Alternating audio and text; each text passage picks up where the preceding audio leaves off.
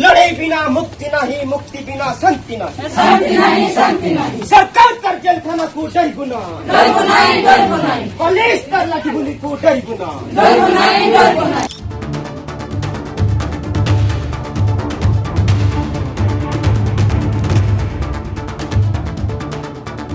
हमारा गैर सर्वे कर घर मकान छीन रही है तो सरकार की मनमानी नहीं चलने देंगे, सारा मामला हम अपना वो करेंगे।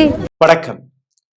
இந்தியாவின் உண்மை முகத்தை தான் இன்னைக்கு நீங்க பார்த்தீர்கள். ஒரு பக்கம் வெறும் 19,300 ரூபாய்க்காக தன்னுடைய அக்காவின் சடலத்தை சடலக்கரையிலிருந்து தோண்டி எடுத்த இந்த காட்சி. இன்னொரு பக்கம் தன்னுடைய குழந்தைகளை மடியில் சுமந்து கொண்டு உடம்பு முழுவதும் சகதியை பூசிக்கொண்டு இந்த நாட்டின் பெண்கள் பாடையில் படுத்து போராடக்கூடிய இன்னொரு காட்சி. உலகத்தின் 6வது மிகப்பெரிய எக்கனாமி, உலகத்தின் மிகப்பெரிய ஜனநாயக நாடு, உலகத்தின் 4 trillion எக்கனாமி. நரேந்திர மோடியின் இந்த வார்த்தைகளுக்கான உண்மையை இந்த 2 படங்களுமே மிக தெளிவாக எடுத்து காட்டி. இந்த நாட்டு ஜனாதிபதி பிரசிடென்ட் திரௌபதி முர்மு அவர்கள் ஒரு ட்ரைபல், பழங்குடியினர், ஆதிவாசி. ஆனால் அதே ஆதிவாசியோடைய நிலையை நீங்க பார்த்து வருகிறீங்க. 8.6% இந்த நாட்டு மொத்த மக்கள் தொகையிலிருந்து 8.6% ரெப்ரசன்டேஷன் இருக்கக்கூடிய இந்த ஆதிவாசிகளுடைய நிலையை இந்த பதிவில் நீங்க பார்த்து வருகிறீர்கள். ஒவ்வொன்றாக இந்த 2 கதையுமே நான் உங்களுக்கு எடுத்து காட்டுகிறேன். அதனால் இந்த வீடியோவை கடைசி வரை நீங்க பாருங்கள். இந்த வீடியோவில் உங்களை மிகவும் ஆழமாக கூட்டிச் செல்வதற்கு முன்பு ஒரு சிறிய கோரிக்கை. உங்களுடைய சேனலை மிகப்பெரிய அளவில் முடக்கக்கூடிய வேலையை பார்த்து வருகிறார்கள். இதிலிருந்து மீட்டெடுப்பதற்காக உங்களுடைய உதவி தேவைப்படுகிறது. நீங்க செய்ய வேண்டிய சாதாரணமான ஒரு சில விஷயங்கள்: லைக், ஷேர், சப்ஸ்கிரைப் பட்டனை தட்டுங்கள். இந்த வீடியோவை பற்றின உங்களுடைய கேள்விகளை, கருத்துக்களை கீழே கமெண்ட் பாக்ஸில் எழுதிவிடுங்கள். இதையும் தாண்டி பொருளாதார ரீதியாக எங்களை தொடர்ந்து முடக்கக்கூடிய வேலையை பார்த்து வருகிறார்கள். இதற்காக அப்படி எங்களுடைய சேனலில் நீங்க அட்வர்டைஸ்மெண்ட் செய்ய நினைத்தீர்கள்னா அதையும் நீங்க கீழே எழுதியிருக்கக்கூடிய எண்ணில் தொடர்பு கொண்டு அதற்கான விவரங்களை கேட்டு தெரிஞ்சு கொள்ளலாம். இதை தாண்டி பொருளாதார ரீதியாக டொனேஷன் வழியாக எங்களை சப்போர்ட் செய்ய நினைக்கக்கூடிய நபர்கள் அருகில் இருக்கக்கூடிய QR கோடை பயன்படுத்தி அதையும் தெரிவிக்கலாம். உடல் வலிமையை உறுதி செய்யும் சிலாஜித், கவனத்தை மேம்படுத்தும் அஸ்வகந்தா மற்றும் உயிர் சக்தியை பெருக செய்யும் சஃபேடு முஸ்லி போன்ற இமயமலையின் உணவுப் பொருட்களை கொண்டு வந்து மிஸ்டர் பர்ஃபெக்ட் உருவாக்கப்பட்டுள்ளது. உங்கள் முழு குடும்பத்தின் ஆரோக்கியத்தை மா நேச்சுரல்ஸ் மூலம் உறுதி செய்திருங்கள். 100% இயற்கையான மூலிகை பொருட்கள் மூலம் உருவாக்கப்பட்ட மிஸ்டர் பர்ஃபெக்ட் மற்றும் மிஸ் பர்ஃபெக்ட் தலைமுறையாக குடும்பங்களின் உடல் வலிமை, மன வலிமை மற்றும் மகிழ்ச்சியை பெருக செய்கிறது. உங்கள் மகிழ்ச்சியான பயணத்தை துவங்க www.mannaturals.com என்ற இணையதளத்தை பார்வையிடவும் அல்லது வாட்ஸ்அப் எண்ணிலும் தொடர்பு கொள்ளலாம்.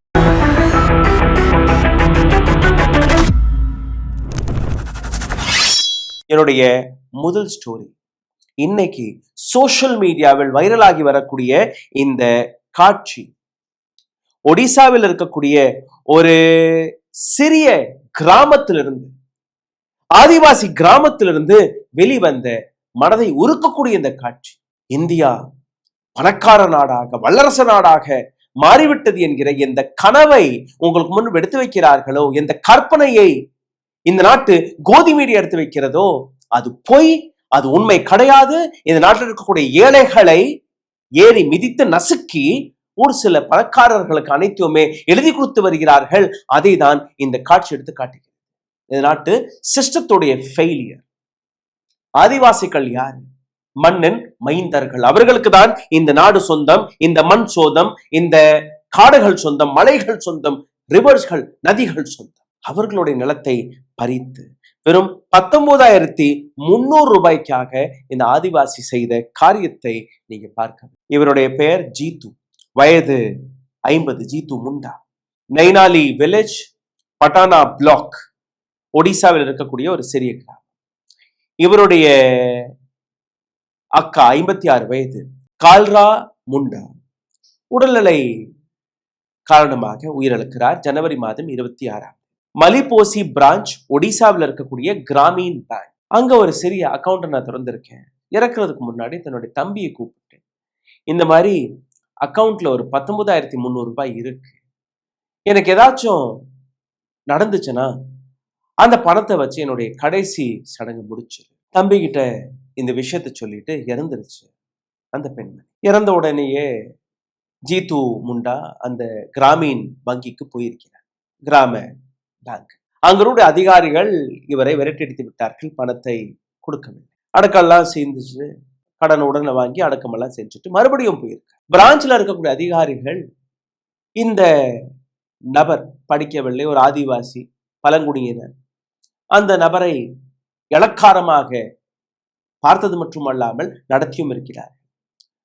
டெத் சர்டிபிகேட், அந்த பேப்பர் இந்த பேப்பர்.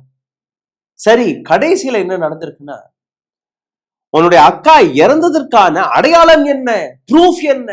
ஒரு படிக்காத ஏழை உங்களிடம் ஒரு உதவின்னு வரும்போது, அவருடைய அதிகாரத்தை உரிமையை கேட்கும் போது, ஏன் ஒரு வங்கி அதிகாரி நேரடியாக அந்த கிராமத்திற்கு போய் அதை உறுதி செய்திருக்க முடியாதா? எதுவுமே நடக்கவில்லை. ஒவ்வொரு நாளும் போராடி பார்த்திருக்கிறார் ஜீத்து முண்டா. கடைசியில இன்னைக்கு அவர் செய்த காரியம், நேரடியாக சுடலக்கரைக்கு போயிருக்கிறார். எந்த இடத்துல அந்த பெண்ணுடைய சவத்தை விதைத்தாரோ அங்க நோண்டி அந்த சவத்தை தோள்பட்டையில போட்டுட்டு அப்படியே நடைபாதையாக நடந்தது. இந்த ஒடிசா கிராமின் பேங்க்கு வெளியில அந்த சவத்தை போட்டுட்டு, இதுதான் நீங்க கேட்ட அந்த ப்ரூஃப் சர்டிபிகேட், என்னுடைய அக்கா தான் இது, இறந்து போனார். இப்போது நீங்க நம்புறீங்களா? 19,300 ரூபாய் என் அக்கா என்னோட சொல்லிட்டு போனது, நான் தான் அதற்கான குடும்ப நபர், எனக்கு தான் அந்த பணம் வரணும், கொண்டாங்க. சிந்தித்து பாருங்க, எந்த அளவில் உலகத்தின் 6வது மிகப்பெரிய economy, 4 trillion economy, Narendra Modi அவர்கள் கொண்டு வந்த எக்கனாமி. இந்த நாட்டு ஜனாதிபதி ஒரு ட்ரைபல் வுமன். ஒவ்வொரு இடத்திலும் இதே ஆதிவாசிகளுடைய நிலத்தை சுரண்டி மைனிங்க்கு கொடுக்கிறார்கள். அடானி அம்பானி போன்ற நபர்கள் கோடிக்கணக்கான ரூபாயை சம்பாதிக்கிறார்கள். ஆனால் ஆதிவாசிகளுடைய நிலை வெறும் 19,300 ரூபாய்க்காக தன்னுடைய அக்காவுடைய சடலத்தை தோண்டி, புதைக்குழியிலிருந்து தோண்டி எடுத்துட்டு வந்த இந்த காட்சி இந்த நாட்டின் உண்மை முகத்தை எடுத்து காட்டு. சிந்தித்து பாருங்கள், எவ்வளோ வேதனையாக இருந்திருக்கும் என்று. இந்த நாட்டு பாப்புலேஷன்ல இருந்து 8.6%, 104 மில்லியன், அதாவது கிட்டத்தட்ட 10 கோடிக்கும் மேற்பட்ட நபர்கள் ஆதிவாசிகள். ஒடிசா, ஜார்க்கண்ட், சத்தீஸ்கர், மத்திய பிரதேஷ், இங்கெல்லாம் வசிக்கக்கூடிய இந்த நபர்கள், இவர்களுடைய நிலத்தை பறிக்கக்கூடிய இந்த நாட்டு அரசாங்கம், இவர்களுடைய நிலத்தை பறித்து தன்னுடைய லாபத்தை தேடிக்கொண்டு இருக்கக்கூடிய இந்த கார்ப்பரேட், அவர்களுக்கு அல்ல இந்த நாட்டில் இருக்கக்கூடிய கோதி மீடியாவுடைய முகத்தில் கரியை பூசிக்கிறது இந்த ஒற்றை வீடியோ. இது போன்ற கேள்விகளை நாங்க கேட்டால் நாங்க தேச துரோகியாக மாறிவிடும். என்னுடைய அடுத்த கதையும் நீங்க கேளுங்கள். இதுவும் அதே ஆதிவாசிகளுடைய ஒரு போராட்டம், மனதை உருக்கக்கூடிய போராட்டம். தன்னுடைய மண்ணை, ஜல் ஜங்கல் ஜமீன், தண்ணீர், காடுகள், நிலம், இதை காப்பாற்றுவதற்கான ஒரு போராட்டம். இந்த போராட்டத்தை மத்திய பிரதேசத்தில் இருக்கக்கூடிய இதே ஆதிவாசி பெண்கள் நடத்தி வருகிறார். சத்தர்பூர், மத்திய பிரதேஷ். என்ன நடக்கிறது? Can Betwa project. மத்திய பிரதேஷ் அரசாங்கம், இதே நரேந்திர மோடியின் டபுள் இன்ஜின் கி சர்க்கார் இந்த ப்ராஜெக்டை கொண்டு வந்திருக்கிறார். என்ன ப்ராஜெக்ட்? கேன் பேத்வா நதியிலிருந்து கெனாலை நோண்டி, காவாயை நோண்டி, இன்னொரு நதி பைப்லைனை போட்டு இங்க இருக்கக்கூடிய தண்ணீரை உத்தரப்பிரதேசத்தில் இருக்கக்கூடிய புந்தேல்கண்ட், அங்க இருக்கக்கூடிய நதியுடன் இணைக்க போறார்களாம். உத்தரப்பிரதேசத்தில் இருக்கக்கூடிய விவசாயிகளுக்கு நன்மை எடுத்து காட்ட போறார்களாம். அதுவும் இங்க இருக்கக்கூடிய ஆதிவாசிகளுடைய நிலத்தை பறித்து 4 ஆண்டுகளாக இந்த போராட்டம் வெடித்துக் கொண்டிருக்கிறது. போன வருடம் நரேந்திர மோடி அவர்கள் இந்த கேன் பேத்வா ப்ராஜெக்டுக்கான இந்த ரிப்பனையும் கட் செய்தார். எத்தனையோ கிராமங்கள், அங்க வசிக்கக்கூடிய 60,000க்கும் மேற்பட்ட நபர்கள் தன்னுடைய நிலத்தை, தன்னுடைய வீடுகளை, வாசலை, கிராமங்களை இழந்து நிற்கிறார். லட்சக்கணக்கான மரங்களை வெட்ட போறார்கள். ஆயிரக்கணக்கான நபர்கள் வீதிக்கு வர இருக்கிறார். அதனால் இந்த பெண்கள் செய்த இந்த சிதா ஆந்தோலன், அதாவது சவப்படுக்கையில் நடக்கக்கூடிய இந்த போராட்டம், சவ போராட்டம். 9ஆம் தேதியிலிருந்து இந்த போராட்டம் தொடங்கியது. நியாயதோ யா மௌத் தோ, நியாயத்தை கொடுங்கள் அல்ல எங்களுக்கு மரணத்தை கொடுங்கள் என்கிற இந்த பெண்கள் தன்னுடைய குழந்தைகளை வயிற்றில் கட்டிக்கொண்டு அந்த மண்ணில் இருக்கக்கூடிய சகதியை உடம்பு பூரா பூசிக்கொண்டு அங்க சவ படுக்கையை விரித்து அந்த சவ படுக்கையில் இருந்து கொண்டு போராடிய அந்த ஒரு மிகப்பெரிய போராட்டம். எங்களுடைய நிலத்தை நீங்க பறிக்க கூடாது என்கிற அந்த போராட்டம். இந்த போராட்டம் வெடித்த உடனேயே அங்க இருக்கக்கூடிய அதிகாரிகள், போலீசார்கள் அங்க வந்து தடுத்து நிறுத்தி இருக்கிறார்கள். கிராம மக்களுடைய கோபம், ஆக்ரோஷம், அதிகாரிகள், போலீசார்கள் விரட்டடிக்கப்பட்டார்கள். இதுக்கப்புறம் என்ன? அடுத்து அரசாங்கத்துடைய அராஜகம் தான். ராஷன் கொடுக்கவில்லை, மின்சாரத்தை துண்டித்து விட்டார்கள், குடிக்கக்கூடிய அந்த தண்ணீரையும் துண்டித்து விட்டார்கள். நரேந்திர மோடியின் இந்த அரசாங்கத்துடைய செயல், மத்திய பிரதேசத்தில் இருக்கக்கூடிய பிஜேபி அரசாங்கத்துடைய இந்த செயல், அங்களுடைய மக்களுடைய கதறலை நீங்களே கேளுங்கள், அந்த போராட்டத்துடைய காட்சிகளை நீங்களே பாருங்கள். लड़ाई बिना मुक्ति नहीं, मुक्ति बिना शांति नहीं, सरकार कर जेल खाना को डर गुना, पुलिस कर लाठी गुली को डर गुना।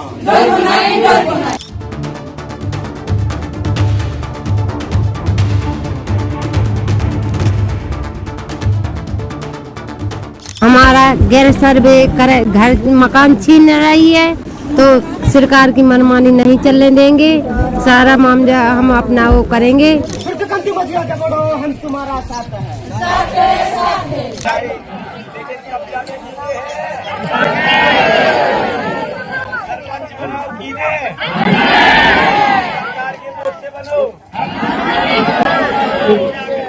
மொத்தம் 24 கிராமங்கள், இதில் வசிக்கக்கூடிய 60,000த்திற்கும் மேற்பட்ட மக்கள். அவர்களிடம் உங்களை ரீஹாபிலிட்டேட் செய்வோம், அதாவது கிராமத்திற்கு பதிலாக இன்னொரு கிராமத்தை கொடுப்போம், உங்களுக்கு தகுந்த பணத்தையும் கொடுப்போம் என்று அவர்களை ஏமாற்றி, ஆதிவாசிகளை ஏமாற்றி, பழங்குடியினர்களை ஏமாற்றி இந்த ப்ராஜெக்டிற்கு ஒப்புதலை வாங்கியிருக்கிறது மத்திய பிரதேச அரசாங்கம். இந்த ஒப்புதல் வந்த உடனேயே வேலை நடக்கிறது. ஆனால் இந்த கிராம மக்களுக்கு அந்த பணம் போய் சேர்ந்ததா? கிடையாது. இந்த ப்ராஜெக்ட் வந்த உடனேயே பறிக்கப்பட்ட அந்த இடம் பெரிய பெரிய முதலாளிகள் கையில் போய் சிக்கியது. அந்த நிலத்துடைய மதிப்பு பல மடங்கு உயர்ந்து விட்டு இப்போ அந்த ஆதிவாசிகளுக்கு எதுவுமே கிடைக்கும். இன்னொரு பக்கத்தில் நீங்க பார்த்தீர்களா, நிலத்திற்கு பதிலாக நிலம் என்று கூறினார்களே, அந்த நிலத்தையும் கொடுக்கவில்லையா? இந்த ஒட்டுமொத்த ப்ராஜெக்ட்ல 62 லட்சம் நபர்களுக்கு குடிக்கக்கூடிய தண்ணீர் கிடைக்குமா? 10 லட்சத்திற்கும் மேற்பட்ட 10 லட்சம் ஹெக்டேர் ஃபார்மிங் நிலத்திற்கு தண்ணீர் போய் சேருமாம். அதாவது மத்திய பிரதேசத்திலிருந்து உத்தரப்பிரதேசத்தில் இருக்கக்கூடிய கிராம மக்களுக்கு, அங்க இருக்கக்கூடிய விவசாயிகளுக்கு இதெல்லாம் நீங்க செய்ய போறீர்கள் கூறியிருக்கிறீர்கள்.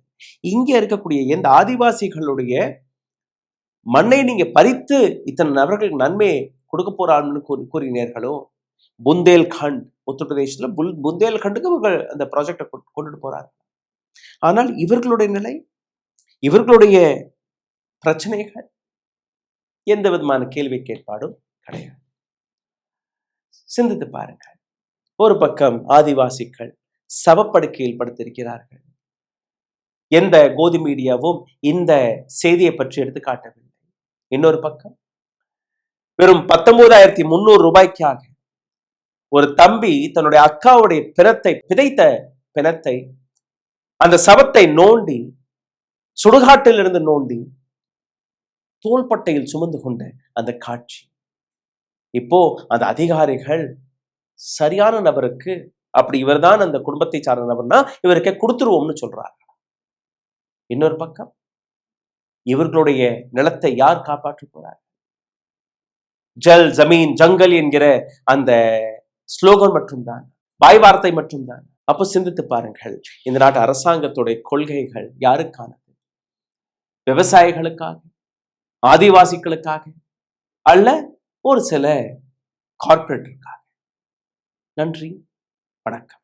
ஊடகம் கார்ப்பரேட் அரசியல்வாதிகளின் கைப்பாவையாக, அடிமைகளாக இருந்தது போதும். இனி சாட்டை எடுத்து சுழற்றும் நேரம் வந்துவிட்டது. ஊடகம் பொதுமக்களாகிய உங்களுக்காக, உங்களாலேயே இயக்கப்பட வேண்டும். ஊடக சுதந்திரத்திற்காக உங்களின் பங்களிப்பை இன்றே அளித்திடுங்கள்.